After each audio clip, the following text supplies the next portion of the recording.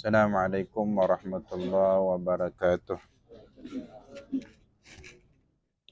Alhamdulillah wassalatu wassalamu ala Rasulillah Muhammad ibn Abdullah wa ala alihi wa sahbihi wa man wala. Rabbi shrah li sadri wa yassir li amri wahlul 'uqdatam min lisani yafqahu qawli wa saddid lisani wahdi qalbi bi haqqi nabiyyika sayyidina Muhammadin sallallahu alaihi wasallam. Subhanaka la ilma lana illa ma 'allamtana innaka antal alimul hakim. Amma ba'd. Mari kita lanjutkan kajian fikih dalam madhab Imam Syafi'i. Minggu kemarin masuk di dalam syurut sihhatil qudwah, syarat sahnya qudwah, syarat sah salat berjamaah. Ini syarat disyaratkan untuk orang yang mau melakukan salat berjamaah, baik salat wajib ataupun salat sunnah. Kalau syarat ini tidak terpenuhi, secara otomatis salatnya pun tidak sah alias batal. Yang pertama, ini ada 6 syarat yang mengatur keadaan antara imam dan makmumnya. Yang pertama, si makmum tidak mengetahui batalnya sholatnya imam, alias imamnya sholatnya lagi nggak sah. Apa faktor yang nggak sah? Yang dominan di sini syarat sahnya tidak terpenuhi. Seperti imam belum wudu, imamnya junub, dia lupa. Imamnya bajunya ada najis, imamnya auratnya terbuka. Apapun itu hal-hal yang bisa membatalkan sholatnya imam ataupun di dalam sholatnya. Yang penting makmum itu nggak tahu imam itu sholatnya nggak sah atau syaratnya tidak terpenuhi. Bukan syaratnya harus mengetahui sholatnya imamnya sah, itu agak sulit. Karena ya berarti imamnya harus ditanya-tanya dulu sebelum sholat sampai selesai. Sah nggak sholatnya? Syaratnya makmum tidak mengetahui sholat imamnya batal. Cara mengetahui, contohnya si imam auratnya, bagian dari auratnya terbuka. Contoh sarungnya bolong di bagian auratnya, di bagian pahanya. Si makmum ngelihat. Makmum yang ngelihat itu, kalau sebelum sholat dia ngelihat, nggak boleh dia bermakmum sama imam itu. Atau contohnya, kita lihat ada orang yang masuk masjid, sarungnya bolong di belakang, kelihatan jelas. Kita nggak tahu dia imam, karena kita cuma lewat aja di masjid itu. Setelah qomat taunya dia jadi imam dan pakai sarung yang itu nggak diganti. Kita nggak kasih tahu atau belum sempat kasih tahu. Walaupun kita masuk shaf, kita nggak boleh niat makmuman. Kalau kita niat makmuman nggak sah sholat kita dari awal. Karena kita kalau jadi makmum itu berarti kita mengikat sholat kita dengan sholat imam. Nah imamnya lagi nggak sholat, kita mengikat sholat dengan orang yang sedang tidak sholat, maka tidak sah sholat. Keadaan imam yang sama, cuman makmum yang lain nggak ngelihat. Makmum yang lain sah, yang ini nggak sah, yang kita. Yang lain sah. Sama kayak imam junub, dia lupa mandi wajib, tahu-tahu jadi imam sholat subuh. Habis kelar sholat dia baru ingat. Rasanya dia dalam keadaan junub. Cuman karena junub nggak boleh berdiam diri di masjid, ya alasan aja lah dia lagi buru-buru suruh orang yang baca zikir, dia keluar. Nggak perlu kasih tahu makmum sholatnya sah, dapat pahala sholat berjamaah. Mandi harus mandi wajib dan harus ulangin sholat. Baik. Ini ya. Contoh simpelnya, sekarang banyak orang yang kurang paham tentang kategori yang membatalkan wudhu, tentang mahram yang bukan mahram. Anak yang udah sampai usia 7 tahun sebagian ulama, usia tamyiz, itu kalau bukan mahram kita batal wudhu. Laki-laki nyentuh anak perempuan, perempuan dewasa nyentuh anak laki-laki yang bukan mahramnya. Bukannya baligh, bukan. Kalau baligh itu udah lebih dari itu. Sebelum baligh udah batal wudhu. Nah, sebagian guru ngaji dia bisa ngajar ngaji lah, lumayan lah bisa kadang, atau mahir. Cuman figinya nggak nyampe. Kadang muda, kadang udah tua juga. Habis selesai ngaji di masjid kadang. Itu anak murid nyalamin dia, mau yang besar, mau yang SD, mau TK, mau SMP, mau yang kuliah kadang, cium juga tangan. Habis itu dia jadi imam. Dan kita menyaksikan itu. Ya. Apa iya ada 30 orang ini anak perempuan, anaknya dia semua nih cucunya. Itu batal sholatnya, batal wudhunya. Dan dia nggak wudhu lagi. Yang jelas sholatnya tidak sah. Tidak sah.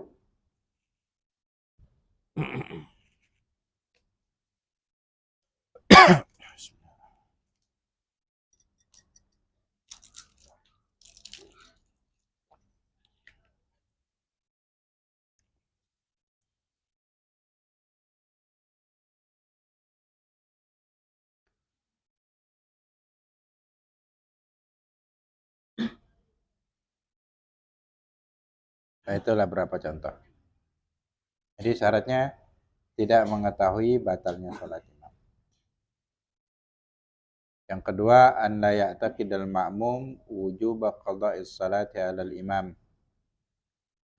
Makmum tidak meyakinin wajibnya imam mengqadha salatnya. Karena di pembahasan tayamum yang lebih jelas ya kita jelaskan di sana, orang yang sholat pakai tayamum itu wajib dia sholat bertayamum. Terkadang kalau sudah sembuh, kebanyakan dalam keadaan sakit, ketika dia udah sembuh atau udurnya udah hilang, wajib mengqadha, membayar sholat yang dikerjakan dalam keadaan tayamum. Apalagi sholat li hurmatil wajib.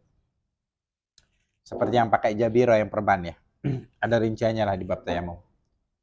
Nah, seandainya imam ini pakai perban yang sholatnya wajib diqadha, contohnya perbannya itu di anggota tayamum ya, tangan ataupun wajah. Atau dia jadi imam. Dia sah-sah aja jadi imam. Cuman semua makmum itu sholatnya nggak ada yang sah.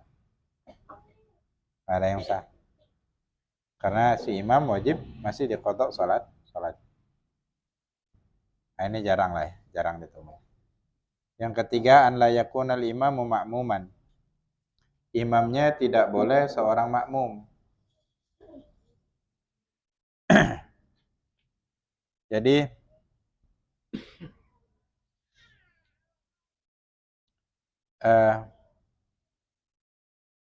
ada orang sholat imam sama makmum. Kadang-kadang karena orang banyak mondar-mandir, kita bingung. Kita nyangka ini orang sholat sendirian, jadi kita bermakmum sama orang ini.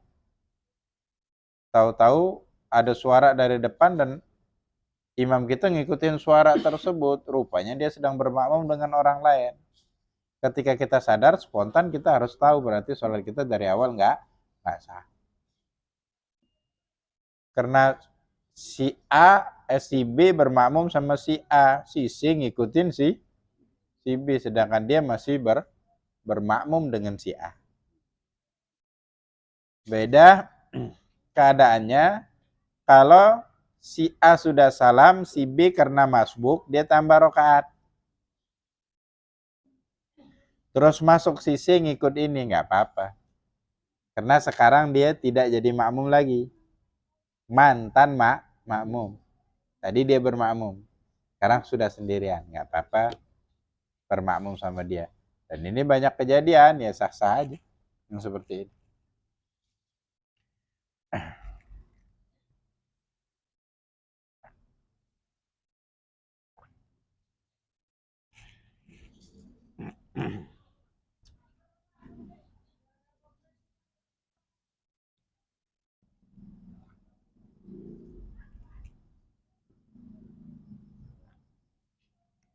Ini contoh yang benar ya.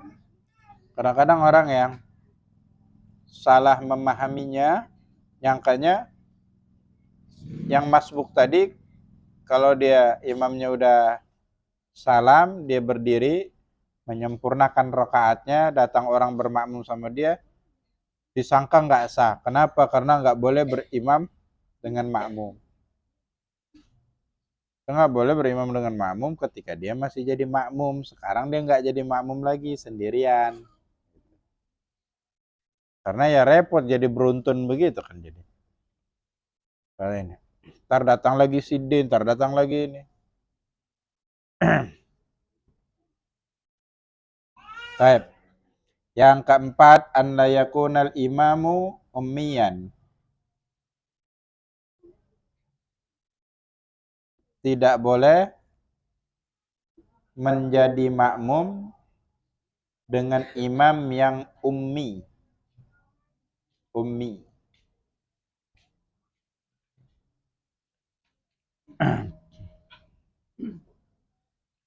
Ummi ini jadi istilah ya. Kalau artinya ibu. Kalau ummi, ibuku. Cuman di sini istilah ummi. Wa huwa alladhi yukhillu biharfin min hurufil Fatihah. Ummi itu adalah orang yang melakukan kesalahan di dalam membaca salah satu huruf Fatihah.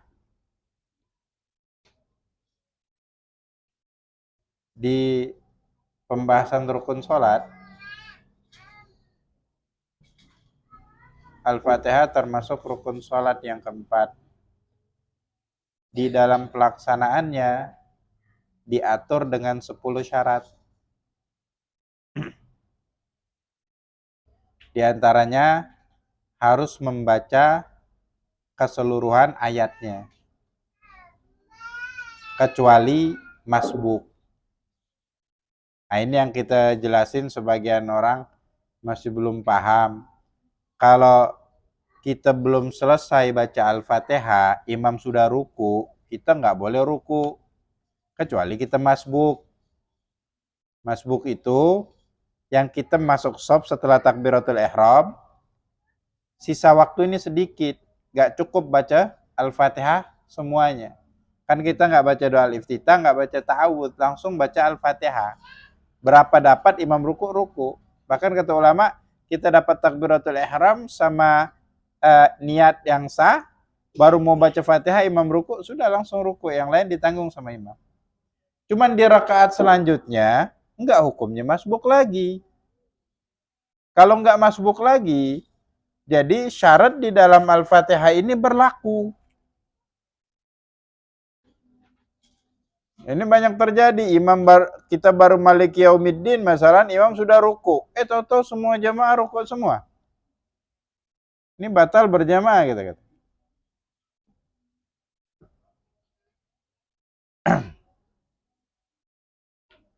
Harus disempurnakan Fatihahnya. Harus disempurnakan Al-Fatihahnya. Nggak boleh main ruku aja. Ini banyak di rakaat ketiga, di rakaat keempat. Kalau rakaat pertama, kedua imam baca surah biasanya masih panjang. Masih panjang.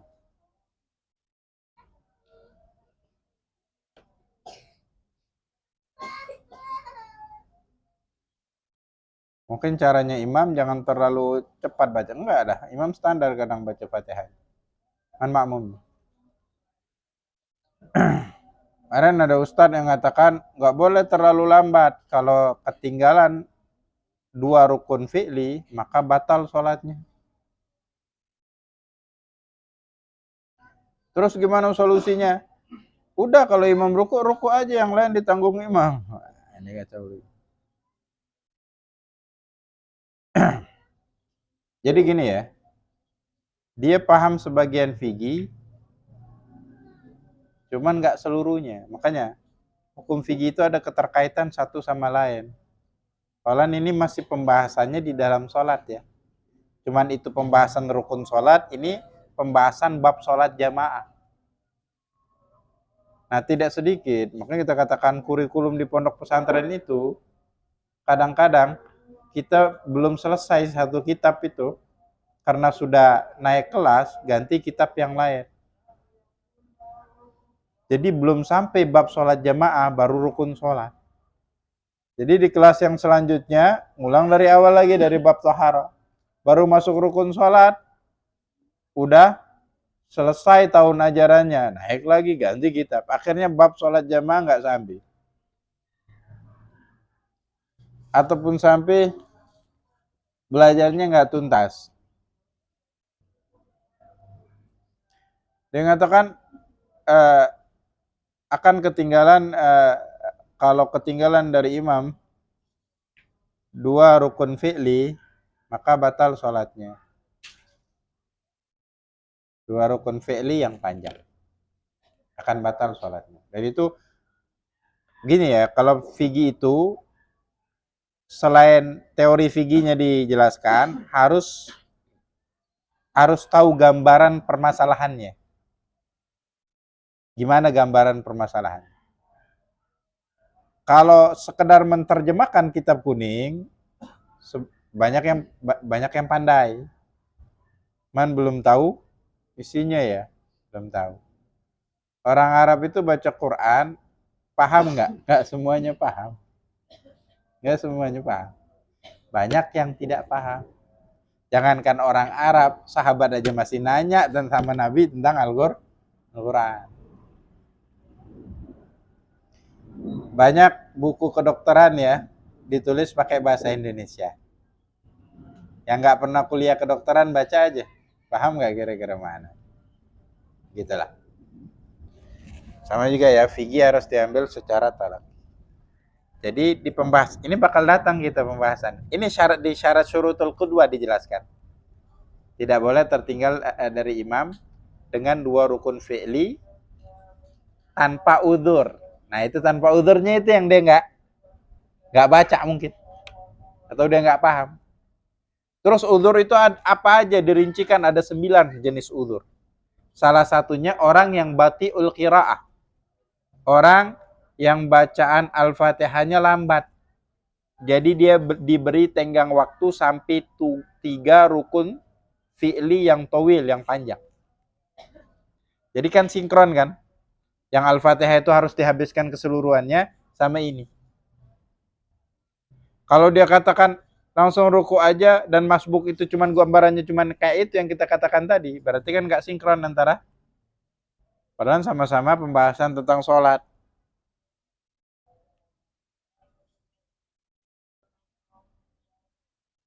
Baik.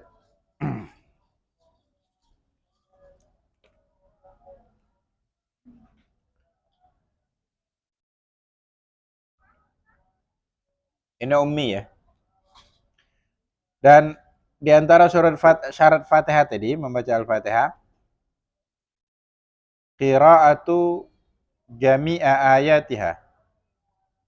Harus membaca keseluruhan ayatnya. Juga syaratnya an la yakhilla bir harfin min hurufil Fatihah. Tidak boleh salah di dalam membaca salah satu huruf dari Fatihah. Nggak boleh salah. Salah dari syarat yang lain lebih memperjelas an la yabdila harfin bi hurufin Fatihah. Tidak boleh mengganti satu huruf Fatihah itu dengan huruf yang lain. Nggak boleh diganti. Dan bahasa Arab ini, huruf hijaiyah, dia itu mempunyai makharijul huruf. Tempat keluar huruf masing-masing. Jadi setiap huruf keluar dari tempat yang berbeda. Ada yang dari tenggorokan. Tenggorokan pun ada yang di pangkal, ada yang di tengah, ada yang di ujung. Ada 6 huruf halqi.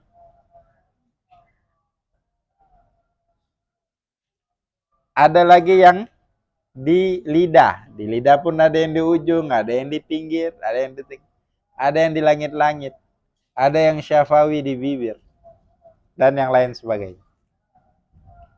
Artinya, kalau kita mau mengucapkan satu huruf, cuman tidak keluar dari jalannya, tidak keluar dari makhrajnya, maka yang keluar huruf yang lain, otomatis.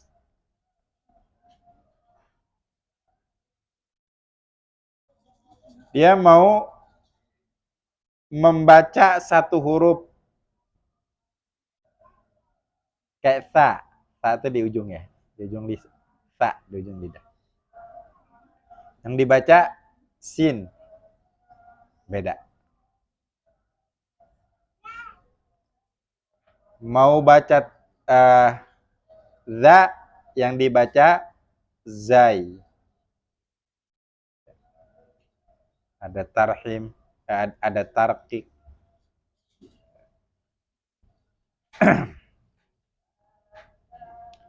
Nah, kalau salah melafazkannya, maka yang keluar huruf lain. Kalau yang keluar huruf lain nggak jadi Fatihah. Karena Fatihah hurufnya itu nggak boleh diganti-ganti. Kalau memang dari awal dia nggak bisa karena nggak belajar, haram. Karena kalaupun dia baca Qurannya nggak lancar, minimal Al-Fatihah lancar. Karena Al-Fatihah ini wajib dibaca dan rukun daripada sholat. Jadi bacaannya harus benar.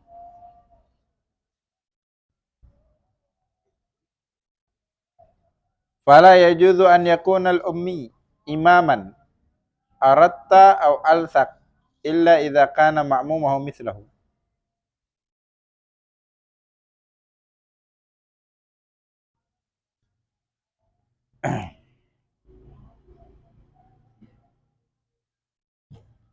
Itu ya. Mengurangin huruf juga begitu. Ada yang namanya istilah di dalam bahasa Arab namanya al-arat. Arat itu alladzi yudghimu fi ghairi mahallil idgham.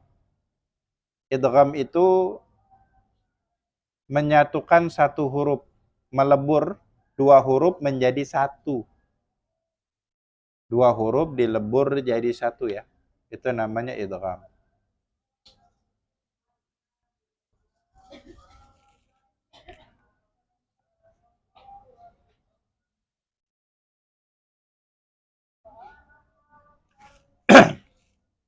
Itu kan. Ada orang yang hurufnya harusnya nggak boleh diidgham. Karena memang di dalam tajwid konsepnya bukan idgham itu huruf. Dia idgham kan. Jadi kan menghilangkan satu huruf. Contohnya mustaqim. Sin dan ta itu nggak diidghamkan. Dia idghamkan jadi muttaqim, sinnya dimasukkan ke huruf ta. Jadi hilang sama sekali. Ini mengidghamkan di selain tempat idgham. Ada memang huruf yang mutaqaribul al-makhraj. Ada dia itu mutaqaribah. Dekat makhraj hurufnya itu. Hampir identik. Bisa diidghamin. Ada mutamathilan, ada mutajanisen kalau di dalam ilmu tajwid. Dan ini nggak masuk. Atau alsak. Alsak itu yang sering mengganti huruf dengan huruf yang lain. Kadang-kadang hak, kalau kita ngomong hak besar sama hak kecil, sebenarnya itu nggak ada yang besar, nggak ada yang kecil. Itu istilah guru ngaji aja mungkin dari kecil. Nggak ada istilah hak besar sama hak kecil, enggak. Semua dari halqi ya. Hak dengan hak. Mana ada yang lebih tebal, ada yang lebih tipis kedengarannya gitu. Nah itu harus dibedakan. Kalau dia bacanya harusnya ha, dibaca ha, itu nggak sah. Bismillahirrahmanirrahim. Hak besar itu. Istilah hak besar ya. Nggak sah. Harus Bismillahirrahmanirrahim. Atau Bismillah, Bismillah, Bish. Ada orang memang lidahnya nggak bisa berubah. Begitu terus dia. Nah dia ini nggak, kalau dia jadi imam, ada ummi itu, jadi dua jenis ummi. Ada ummi yang dia itu udah belajar, cuman nggak bisa satu atau dua huruf masalah. Jadi salah terus dia. Memang lidahnya udah model gitu. Udahlah yukallifullahu nafsan illa usaha. Udah kalau nggak bisa juga mau diapain? Cuman nih orang, kalau dia jadi imam satu masjid yang sah sholatnya cuman dia, yang lain batal. Karena syaratnya tidak boleh bermakmum dengan yang ummi. Kalau ummi dia nggak bisa karena dia nggak belajar, dia pun nggak sah sholatnya. Kalau udah belajar berkali-kali, yang lain bisa, cuman yang berapa huruf nggak bisa, nah tetap dia sholatnya sah. Gitu ya. Jadi ada ummi yang sholatnya sah, ada ummi yang sholatnya tidak sah. Karena juga kita berapa kali kita jelaskan, untuk jadi imam itu nggak ada syarat khusus, syaratnya sholatnya sah aja. Nah di dalam ummi ini kenapa harus nggak? Ya kalau nggak ummi berarti kalau ummi berarti sholatnya otomatis nggak sah dia. Kalau dia nggak pernah belajar, kalau udah belajar berkali-kali cuman nggak bisa merubah, ya berarti dia sah untuk dirinya sendiri. Baik. Yang ummi ini yang nggak sah bukan dia imam jadi di masjid, dia sholat berdua sama istrinya juga nggak sah sholat istrinya. Kecuali istrinya, masalah sama-sama nggak bisa nyebut hak, pasti haknya baca hak besar. Istrinya sama nggak bisa nyebut hak besar juga, nggak apa-apa, sholatnya berdua sah, ya enggak. Nah boleh satu grup itu, grup WA, orang yang nggak bisa nyebutin hak, jadi sholat berjamaah bareng rame-rame nggak apa-apa sah. Ya sebenarnya kalau mau jadi makmum sih nggak apa-apa, orang yang baca Al-Fatihahnya bagus juga dia sah. Untuk mau jadi imam bergilir aja.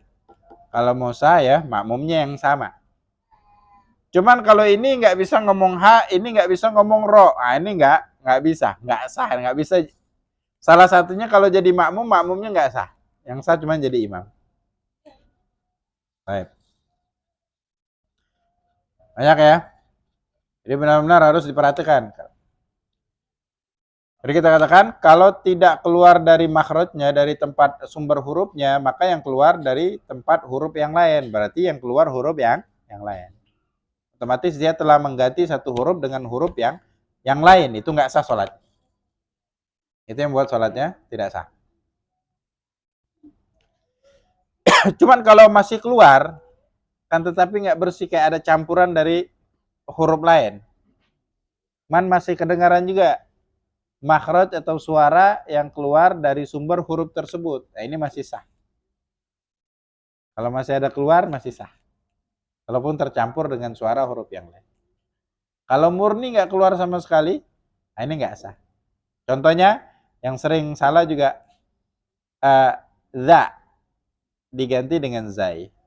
Siratal lazi, itu ada desisnya, jelas ya. Kalau za itu nggak ada desis. Siratal ladzi, nggak bisa didesisin memang, makhrajnya lain. Kalau zai, siratal lazi, karena bedanya za sama zai kan itu, zai lebih tebal, za enggak, lebih tipis dibacanya. Siratal lazina an'amta, ini yang termasuk sering salah, banyak salah ya, zai. Za diganti dengan zai. Ibdalu harfin bi harfin. Mengganti satu huruf dengan huruf yang lain buat sholatnya tidak sah. Atau shad diganti dengan sin. Sira itu sin ya.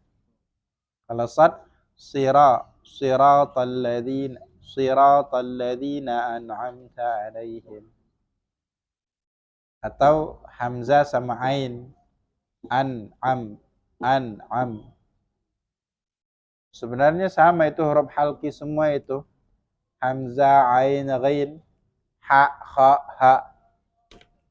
Dari situ semua keluarnya. Mana ada yang dari bawah, ada yang di tengah, ada yang di atas.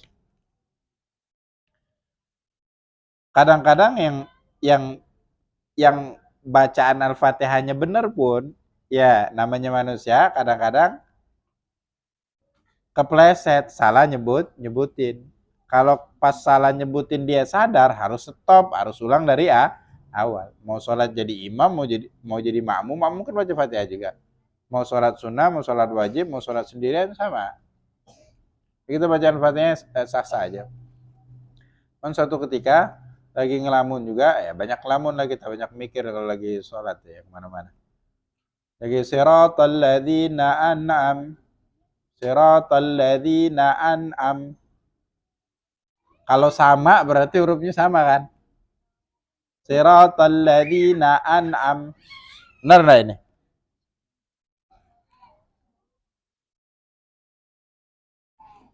Kalau dengar imam baca Al-Fatihah begini harus niat mufaraqah. Siratal ladzina an'am. Hamzah semua berarti. Yang pertama hamzah, yang kedua ain. Siratal ladzina an'am. Ain itu ada. Agak beda ya, kalau hamzah emang agak datar. Baik. Sama yang tidak bisa baca tasydid karena lisannya agak kaku masalah lidahnya.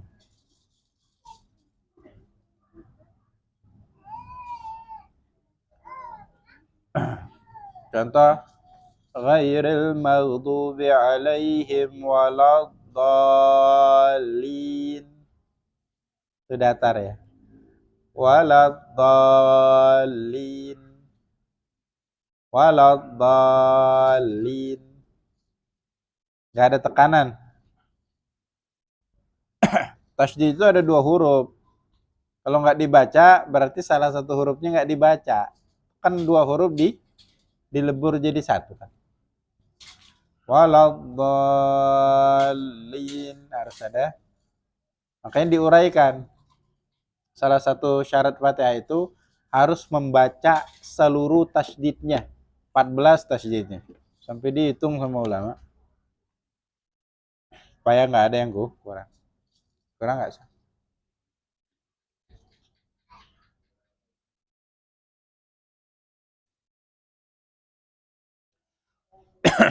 Sebagian orang nggak bisa baca ha. Alhamdulillahi rabbil alamin. Alhamdul, ha diganti dengan kaf. Atau hirabbil alamin. Ain diganti dengan eng. Eng itu ejaan bahasa Indonesia ya. Nggak ada bahasa Arab eng.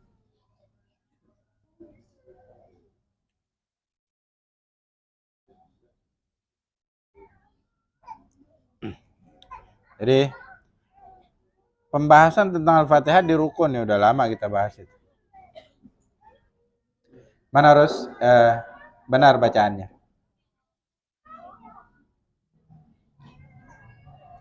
Baik.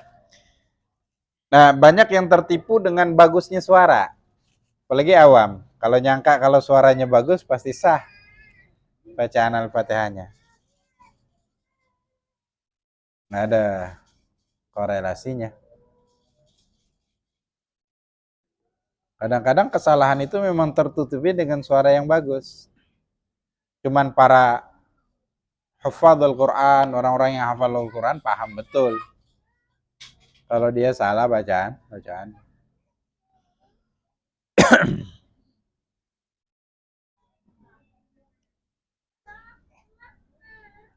Jadi suara yang bagus itu tidak menutupin kekurangan kesalahan. Itu kesalahan yang fatal. Kalau Al-Fatihahnya salah di huruf ataupun di yang lain. Itu nggak boleh.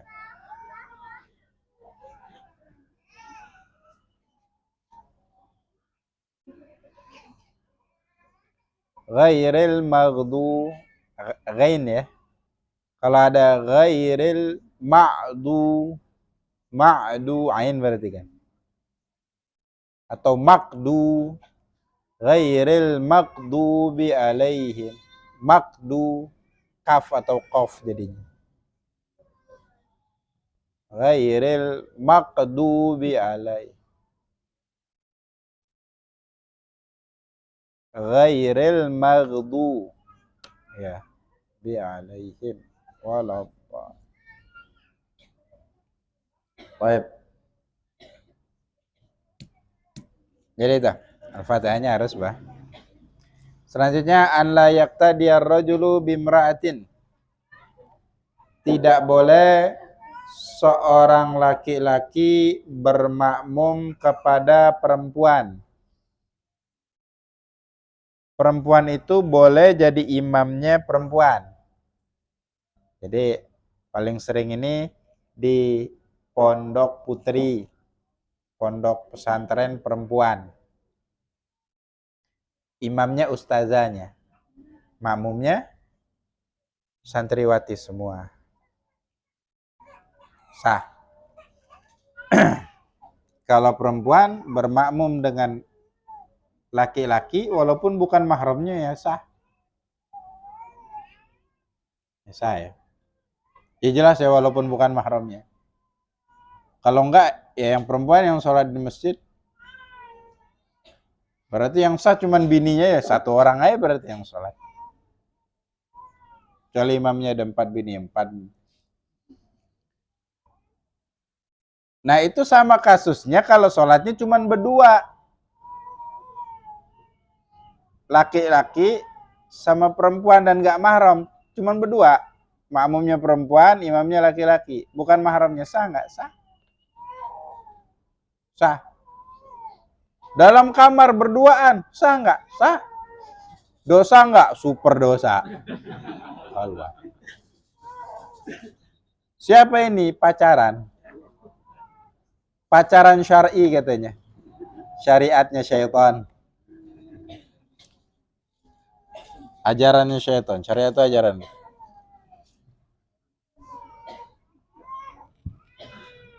Gak ada ya? Sebelum akad nikah gak ada yang syariat namanya itu.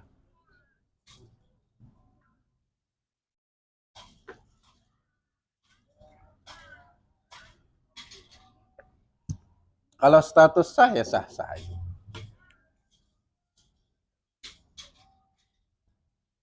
Baik. Nah, banci itu laki-laki ya. Banci itu laki-laki. Kalau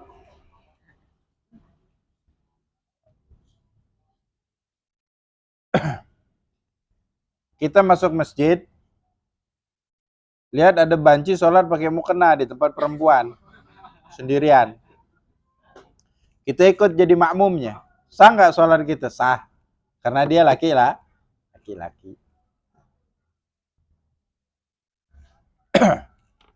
Laki-laki. Dan dia haram sholat situ. Perempuan suruh maju dia ke depan. Walaupun dia pakai mukena suruh ke depan. Nggak boleh di belakang.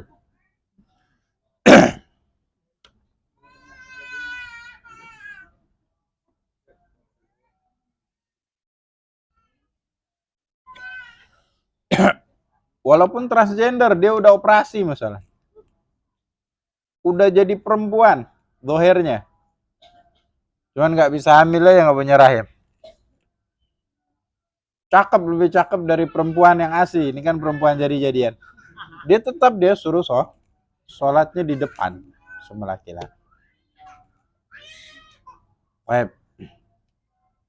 Jadi nggak ada tempat ya untuk istilah banci soleha itu nggak ada di dalam Islam. Banci itu banci terlaknat dalam Islam. Nggak ada. Nabi pernah usir dari Madinah di zaman beliau 2 orang laki-laki yang kemayu. Usir di luar kota Madinah. Jadi virus ya. Memang nggak ada ruang dalam Islam. Sebenarnya hukumnya ya kan biasanya homoseksual yang begini ya. Pelayanan seksual. Makanya anak-anak tuh dipantau dari kecil, jangan dibiasain jadi kemayu banci. Anak laki main sama perempuan. Akhirnya hobi mainin lipstick emaknya, mainin bedak, pakai pakaian emaknya, nggak apa-apa lah, lucu. Lama-lama gemulai jalannya.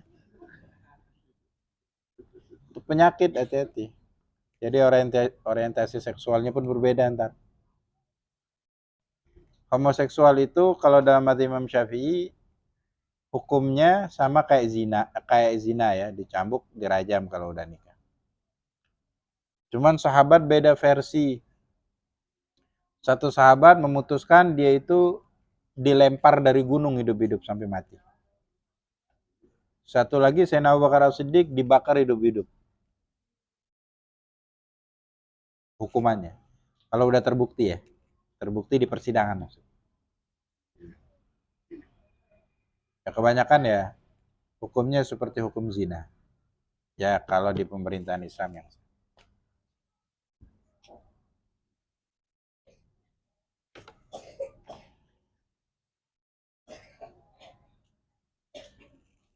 jadi hati-hati di media sosial.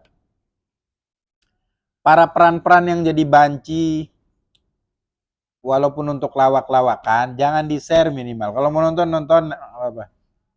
Cuman jangan di-share, jangan di-komen supaya dia malah jadi naik ke atas. Kita nonton biasa aja. Ada orang ntar yang terinspirasi jadi banci gara-gara itu. Kita nggak ada yang tahu.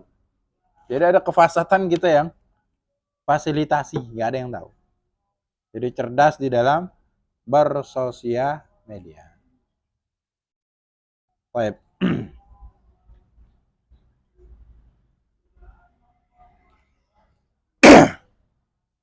Baik, selanjutnya sama ibu-ibu kalau mau ngajarin anak sholat nggak apa-apa lah, suruh anak jadi imam, masih ngajar ya.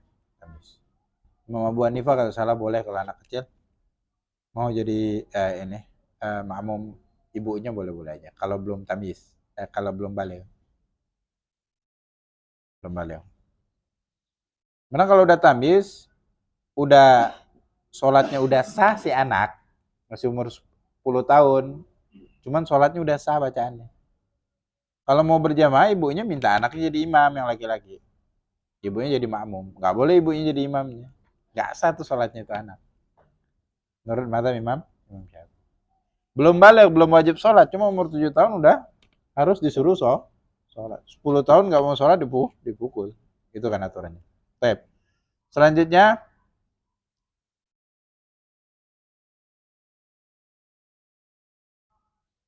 kalau itu tadi syurutul qudwah ada 5, di sini baru surut sholat jamaah, syarat sah sholat berjamaah. Ada 6 ini. Atau 7. Sebagian digabung aja sana. Yang pertama, an la yataqaddamal ma'mumu 'alal imamihi fil mauqif. Tidak boleh si makmum mendahului atau lebih maju dari imamnya di tempat dia berdiri. Umumnya sholat kan berdiri. Kalau duduk ya duduk.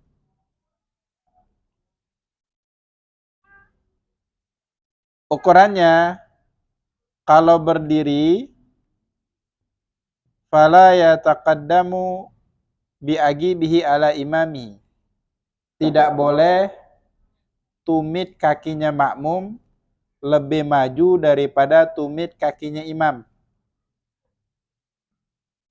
Nggak lebih maju. Walaupun jari-jari kakinya lebih maju. Kan kalau sholat cuman berdua, sunnahnya makmum itu jari-jari kakinya di belakang tumit kakinya imam. Jadi kan dekat di sebelah kanannya imam. Si imam kebetulan ukuran kakinya cuma 20 cm. Si makmum 60 cm. Bisa aja kan setara jari atau malahan lebih si makmum. Cuman tumitnya memang di belakang ya imam. Ini sah.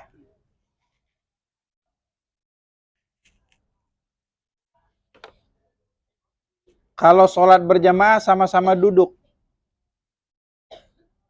Ini orang dua-duanya memang nggak bisa jalan masalah. Mau sholat berjamaah.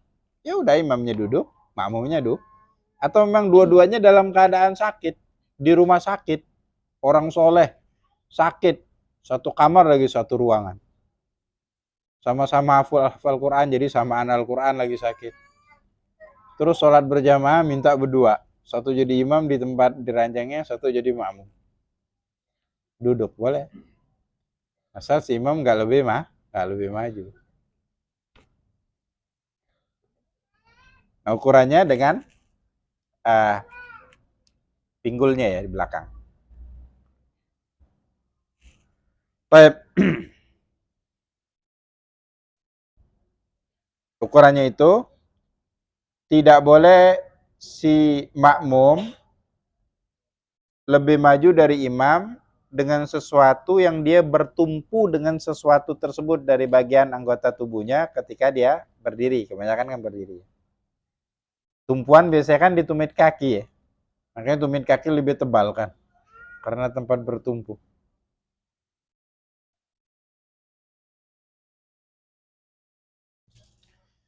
Ada, baik.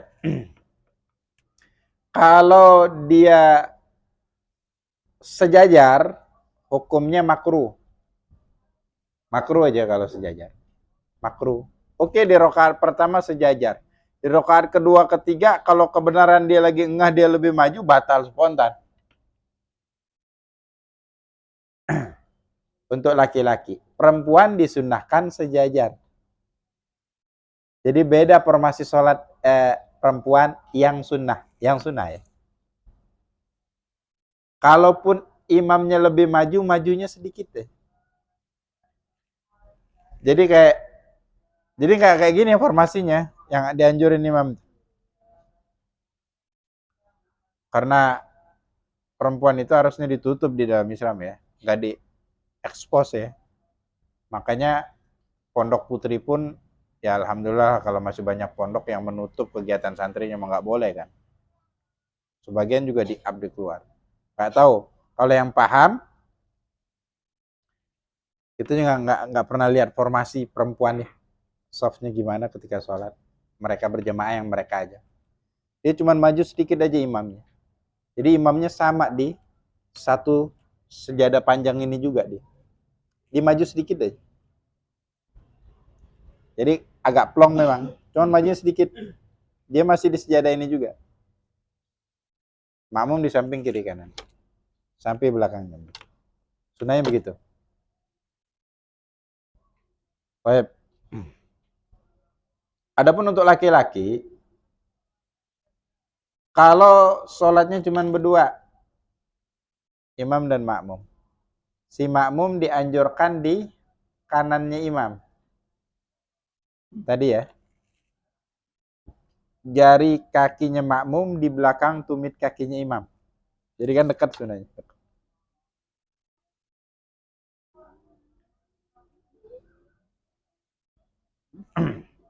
Karena Sayyidina Jabir pernah lihat Nabi sholat sendirian, beliau bermakmum dengan Nabi. Cuman di kiri. Terus Nabi ambil tangannya, dipindahkan ke kanan.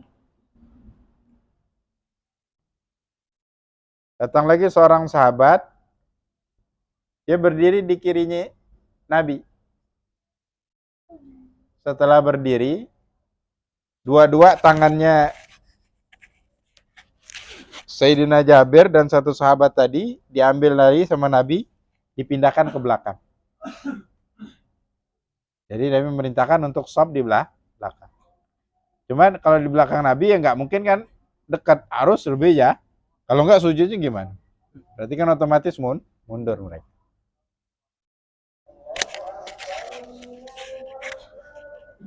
Nah, formasi itulah yang disunnahkan. Jadi satu di sini, yang datang kedua nggak soft di belakang sunnahnya. Softnya di pinggir sini dulu. Setelah takbir baru mundur ke belakang. afdalnya. Kalau dia mau langsung aja di sini ya nggak apa-apa. Nggak apa-apa. Apalagi kadang-kadang ditakutkan kalau kita takbir di sini, ya nggak apa-apa kita langsung mundur ke belakang. Makanya nggak boleh juga kita nepak gitu, nepak dia, nepak yang di samping sini, kita belum takbir, nggak boleh. Habis takbir ya bisa batal sholat kita. Kalau mau sholat di belakang udah aja Allahu Akbar. Tunggu dia mundur. Kalau nggak mundur posisi masih kayak gitu ya nggak apa-apa, sah-sah aja sholat.